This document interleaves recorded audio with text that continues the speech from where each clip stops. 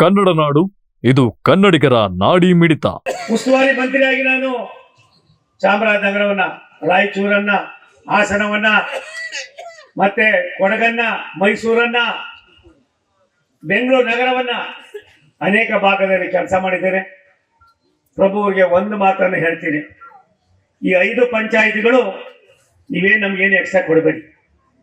ನಾವೇನು ಕೊಟ್ಟಿದೀವಿ ಆ ದುಡ್ಡನ್ನ, ನಿಮ್ಮ ದಕ್ಷತೆ ಪ್ರಾಮಾಣಿಕತೆಯನ್ನ ಒಂದು ರೀತಿ ಸಾಮಾನ್ಯ ಜನರಿಗೆ ಚಾಲೆಂಜ್ ಆಗಿ ತೆಗೆದುಕೊಂಡು ಈ 5 ಪಂಚಾಯಿತಿಗಳಲ್ಲಿ ತಿಂಗಳಿಗೆ 1 ಅಲ್ಲ 2 ಅಲ್ಲ 3 ಅಲ್ಲ ಕಾರ್ಯಕ್ರಮಗಳನ್ನು ಮಾಡೋದು ಮುಂಚಿತವಾಗಿ ಜನರ ಮನೆ ಬಾಗಿಲಿಗೆ ಹೋಗ್ತಕ್ಕಂಥ ಕೆಲಸವನ್ನು ಮಾಡಬೇಕಾಗಿದೆ.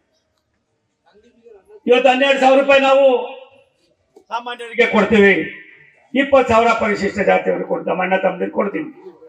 ಇದರಿಂದ ಎಲ್ಲ ಆಗ್ತದೆ ಅನ್ನೋದಕ್ಕಿಂತ ಹೆಚ್ಚಾಗಿ ಇದನ್ನು ಕೊಡುವಾಗ ಕೂಡ ಎಲ್ಲ ಒಂದ್ ಕಡೆ ಪರ್ಸೆಂಟೇಜ್ ಗೊತ್ತಿದೆ, ನನಗೂ ಗೊತ್ತಿದೆ.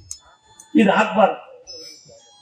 ಆಗ್ಬಾರ್ದು ಅಂತ ದೃಷ್ಟಿಯಿಂದಾನೇ ಸನ್ಮಾನ್ಯ ನರೇಂದ್ರ ಮೋದಿ ಅವರು ಜಾಗೃತಿಯನ್ನ ಒಂದು ಆಂದೋಲನವಾಗಿ ಮಾಡ್ತಕ್ಕಂಥದ್ದನ್ನ, ಒಬ್ಬ ಒಳ್ಳೆಯ ಅಧಿಕಾರಿಗಳ ಜೊತೆಯಲ್ಲಿ ಇದ್ರೆ ಏನ್ ಮಾಡ್ಬೋದು ಅನ್ನೋದನ್ನ ತೋರಿಸಿದ್ದಾರೆ. ನಾನು ಯಾರು ಅಂತ ನನಗೆ ಇನ್ನೂ ಒಬ್ಬರು ನಾನು ಪರಿಚಯ ಮಾಡ್ಕೊಂಡಿಲ್ಲ, ನಿಮ್ಮನ್ನ ಯಾರು ಕೂಡ ಅವತ್ತು ಹಂಗೆ ಮುಂದಕ್ಕೆ ಹಾಕಿದ್ದೀನಿ. ಒಂದು ಮಾತನ್ನು ಹೇಳ್ತೀನಿ, ಒಬ್ಬ PDO ಸೈನು ಹೈಕೋರ್ಟ್ ಜಡ್ಜ್ಗೆ ಸಮಾನ. ಇಲ್ಲ ನೀವು ಸೈನ್ ಹಾಕಿದ್ರೆ ನಡೆಯಲ್ತು, ಆತ ಏನ್ ಸೈನ್ ಮೊದಲು ವಿಲೇಜ್ ಅಕೌಂಟೆಂಟ್ ಇದ್ರು, ಆಮೇಲೆ ರೆವಿನ್ಯೂ ಇನ್ಸ್ಪೆಕ್ಟರ್ ಇದ್ರು. ಇವರ ಮಧ್ಯದಲ್ಲಿ ಇವತ್ತು PDOಗಳು ಬಂದಿದ್ದಾರೆ. ಮತ್ತೊಂದು ಬಾರಿ ನಾನು PDOಗಳನ್ನೆಲ್ಲ ಒಂದು ಸಭೆ ಕರಿತೀನಿ, ವಿನಂತಿ ಮಾಡೋಣ. ರೈಲ್ವೆ ಇಲಾಖೆ 12 ಲಕ್ಷ ನೌಕರರಿದ್ದಾರೆ, 15 ಲಕ್ಷ ಪೆನ್ಷನರ್ಸ್ ಇದ್ದಾರೆ. ಪ್ರಭುವರೇ, ನಮ್ಮ ಆಯವ್ಯಯ 7,62,000 ಕೋಟಿ. ಕರ್ನಾಟಕ ರಾಜ್ಯದಲ್ಲಿ 45,000 ಕೋಟಿ ರೂಪಾಯಿಗಳ ಕೆಲಸಗಳು ಹಂಗೆ ಬಿದ್ದಿತ್ತು, ಕಣ್ಣಿಗೆ ಕಾಣ್ತಾ ಇಲ್ಲ, ಯಾರ ಕಣ್ಣಿಗೂ ಕಂಡಿರಲಿಲ್ಲ. ಚುನಾವಣೆ ಬಂದಾಗ ಎಲ್ಲ ಯೋಜನೆಗಳು ಬಾಯಿಗೆ ಬರ್ತವೆ, ಚುನಾವಣೆ ಮುಗಿದ ಮೇಲೆ ಇನ್ನೊಂದು ಚುನಾವಣೆವರೆಗೂ ಅದೇ ಯೋಜನೆಗಳು ಮುಂದಕ್ಕೆ ಹೋಗ್ತಾ ಇರ್ತದೆ. ಇದಾಗಬಾರ್ದು ಅನ್ನೋದು ಸನ್ಮಾನ್ಯ ನರೇಂದ್ರ ಮೋದಿ ಅವರ ಸಂಕಲ್ಪ. ಟೆಕ್ನಾಲಜಿ ಎಷ್ಟು ಮಟ್ಟಿಗೆ ಬೆಳೆದಿದೆ ಅನ್ನೋದಕ್ಕಿಂತ ಹೆಚ್ಚಾಗಿ 2019-20 ಫೌಂಡೇಶನ್ ಹಾಕ್ತಾರೆ, 2024 ಕುಮ್ಮಣ್ಣ ಅಣ್ಣ 2024 ಉದ್ಘಾಟನೆ ಮಾಡ್ತಾ ಇದ್ದಾರೆ ಮೋದಿ ಅವರು ಬಂದು. ಇದು ಮೋದಿ ಅವರ ಕಾರ್ಯವೈಖರಿ. ಇಷ್ಟೆಲ್ಲ ಮಾಡುವಾಗ ಲಕ್ಷಾಂತರ ಹಣವನ್ನು ಖರ್ಚು ಮಾಡಿ ಸ್ವಚ್ಛತೆಗೆ ಇಲ್ಲಿ ಎಷ್ಟು ವಾಹನಗಳಿದೆ, ಯಾವ್ಯಾವ ರೀತಿ ಇದನ್ನು ಮಾಡ್ಬೋದು. ಇವತ್ತೇನು ನಾವು ಮಾಡ್ತಾ ಇದ್ದೀವಿ, ಇದರಲ್ಲಿ 60% ಕೇಂದ್ರ ಸರ್ಕಾರದ್ದು, 40 ರಾಜ್ಯ ಸರ್ಕಾರದ್ದು. ಕೇವಲ ಇದೊಂದು ಸರ್ಕಾರವನ್ನು ದೂಷಣೆ ಮಾಡೋದಿಲ್ಲ. ನಾವಿದ್ದಂತಹ ಸಂದರ್ಭದಲ್ಲೂ ಕೂಡ ಕೇಂದ್ರ ಸರ್ಕಾರದ ಬಂದಂತ ದುಡ್ಡನ್ನ ಸಾಂಬಳಕ್ಕೂ ತಗೋತಾರೆ, ಇನ್ನೊಂದಕ್ಕೂ ತಗೋತಾರೆ, ಮತ್ತೊಂದು ಮಾಡ್ತಾರೆ. ಇವೆಲ್ಲವನ್ನು ನಿಲ್ಲಿಸಿ ರಾಜ್ಯ ಸರ್ಕಾರ ಕೇಂದ್ರ ಸರ್ಕಾರ ಒಂದು ನಾಣ್ಯದ 2 ಮುಖಗಳ ಕೆಲಸ ಮಾಡಿದೆ. ಆದ್ರೆ ರಾಮರಾಜ್ಯ ಅನ್ನೋದಕ್ಕಿಂತ ಹೆಚ್ಚಾಗಿ ನೆಮ್ಮದಿಯ ರಾಜ್ಯವನ್ನ, ನೆಮ್ಮದಿಯ ಹಳ್ಳಿಗಾಡಿನ ಜನರ ಜೀವನವನ್ನ, ಶುದ್ಧ ಕುಡಿಯುವ ನೀರನ್ನ, ಸ್ವಚ್ಛತೆಯನ್ನ, ಮತ್ತೊಂದು ಶಾಲೆಗಳಿರ್ಬೋದು, ಮತ್ತೊಂದಿರ್ಬೋದು, ಲೈಬ್ರರಿ ಇರ್ಬೋದು, ಎಲ್ಲವನ್ನು ಕೂಡ ಮಾಡೋದಕ್ಕೆ ಅವಕಾಶ ಇದೆ. ನಾನು ಬೆಳಗುಂಬ ಈ ಪಂಚಾಯಿತಿಯನ್ನ ಗೌಡ್ರೆ ಹಂಗನ್ಬಿಟ್ಟು ನಾಳೆ ಬೆಳಿಗ್ಗೆಯಿಂದ ನನಗೆ ಕುಯ್ಯಕ್ಕೆ ಹೋಗ್ಬೇಡ ನೀನು, ನೀರೇನಿಲ್ಲ ಕೆಲಸ ಮಾಡೋದಕ್ಕೆ ಒಂದು ರೀತಿಯ ಎಷ್ಟು 100 HP ಮಿಷಿನ್ ಇದ್ದಂಗಿದು. ಇದಕ್ಕೆ ನಿದ್ರೆ ಗಿದ್ರೆ ಏನು ಗೊತ್ತೇ ಇಲ್ಲ. ನಾನು ನೋಡಿದೆ ಚುನಾವಣೆಯಲ್ಲಿ ಹೈ ವೋಲ್ಟೇಜ್, ನಿನ್ನಂಗೆ ಲೋ ವೋಲ್ಟೇಜ್ ಅಲ್ಲ, ಹೈ ವೋಲ್ಟೇಜ್. ಹಾಗಾಗಿ ಪ್ರೀತಿ, ವಿಶ್ವಾಸ, ಆತ್ಮೀಯತೆ ನಾನು ನಮ್ಮೆಲ್ಲರೂ ವಿನಂತಿ ಮಾಡ್ತೀನಿ, ನನ್ನ ತಾಯಂದಿರು ವಿನಂತಿ ಮಾಡ್ತೀನಿ. ಭಾರತ ದೇಶಕ್ಕೆ ಒಂದು ಭವಿಷ್ಯವನ್ನು ಕೊಟ್ಟಂತವರು ಸನ್ಮಾನ್ಯ ನರೇಂದ್ರ ಮೋದಿಯವರು. ಕೋಟಿ ರೂಪಾಯಿಗಳನ್ನು ನೀಡಿದ್ದಾರೆ. ಅದಾದ್ಮೇಲೆ 8 ಲಕ್ಷ ಕೋಟಿಗಳು ಈಗಾಗಲೇ ಖರ್ಚಾಗ್ತಾ ಇದೆ.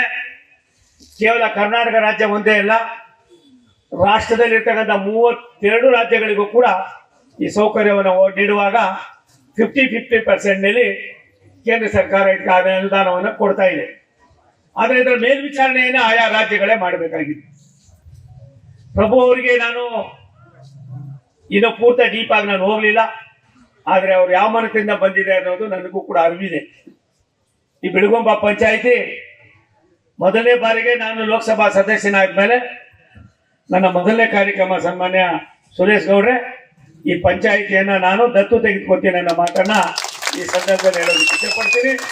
ಹಳ್ಳಿಗಾಡಿನ ಜನರಲ್ಲಿ ಇರ್ತಕ್ಕಂಥ ಸ್ವಚ್ಛತೆಯ ಜೊತೆಯಲ್ಲಿ ಶುದ್ಧವಾದ ಕುಡಿಯುವ ನೀರು, ಸರ್ಕಾರಿ ಶಾಲೆಗಳು, ಪ್ರಾಥಮಿಕ ಆರೋಗ್ಯ ಕೇಂದ್ರಗಳು, ಅಂಗನವಾಡಿ ಕೇಂದ್ರಗಳು, ನನ್ನ ಗರ್ಭಿಣಿ ಸ್ತ್ರೀಯರಿಗೆ ಸರ್ಕಾರ ಕೊಡ್ತಕ್ಕಂಥ ಆಹಾರ ಸಾಮಗ್ರಿಗಳಲ್ಲಿ ಇರ್ತಕ್ಕಂಥ ಗುಣಮಟ್ಟ, ಎಲ್ಲಕ್ಕಿಂತ ಮಿಗಿಲಾಗಿ ಒಬ್ಬ ಹೆಣ್ಣು ಮಗಳು ಗರ್ಭಿಣಿ ಆದ್ರೆ ಆಕೆಗೆ ಡಾಕ್ಟರ್ ಹತ್ರ ಹೋಗಿ ತೋರಿಸಿ ಮೆಡಿಸಿನ್ ತೆಗೆದುಕೊಳ್ತಾ ಇರ್ತಕ್ಕಂಥ ಸಂದರ್ಭವನ್ನ ಅರ್ಥ ಮಾಡಿಕೊಂಡು ಅವ್ರು ಕೊಡ್ತಕ್ಕಂಥ ಅದನ್ನ 100ಕ್ಕೆ 100 ನಾವೇನಾದ್ರೂ ಉಪಮಾಪೌರ್ರೆ ಜನರಿಗೆ ತಲುಪಿಸಿದ್ರೆ ಈ ರಾಷ್ಟ್ರ ರಾಮರಾಜ್ಯ ಆಗೋದ್ರೊಳಗೆ ಸಂದೇಶನೇ ಇಲ್ಲ ಅನ್ನೋದು ಸನ್ಮಾನ್ಯ ನರೇಂದ್ರ ಮೋದಿ ಅವರ ಕನಸು. ನಮಗೂ ಸಿಟಿಗೂ 50 ಮೀಟರ್ ಅಷ್ಟೇ.